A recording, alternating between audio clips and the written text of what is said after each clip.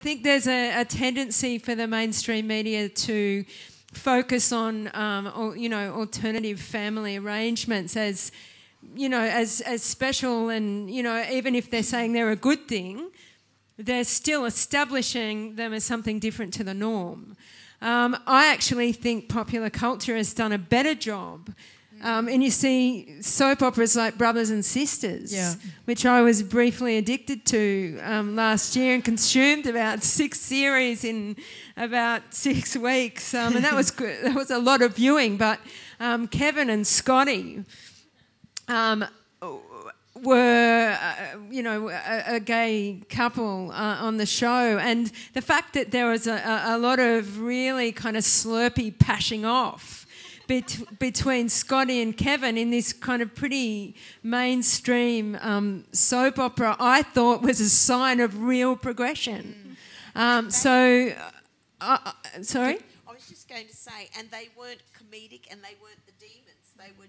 They were just another couple of family members who were trying to, hold their relationship together. And I kind of think that's when we know that we've got there. That it's really is normal. Yeah. They're not cracking jokes or being special. And, this normalisation is really important because my daughter's just started kindy at a trendy inner west public school where there's a lot of different kinds of families, and she's copped a bit of flack in my street because there's not a dad in our household. And so when she started kindy, I said to her teacher, because I am a helicopter parent, I'm in their faces all the time, and I always will be.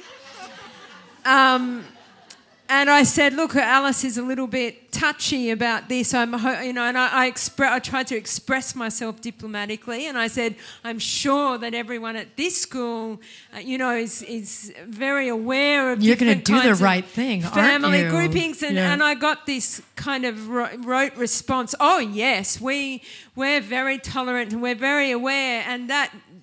The next day, we were sent home a thing called a word wall, which is where we have to write all the sight words up, and it's going to be up on the wall all term. And it was like, dear mum and dad. And that kind of thing really pisses me off. Because, no, it is not as bad. Feel free to express yourselves. Come on, get into it. It's not as bad, and it's a luxury that this is our concern now, that it's not, that I'm not having to go in and talk about, my daughter's getting bullied, that this is a kind of boutique issue, but language matters. Language matters in our household to the point where I have, in the 5 years I've been reading to my daughter, I change every possible character I can in our books to female.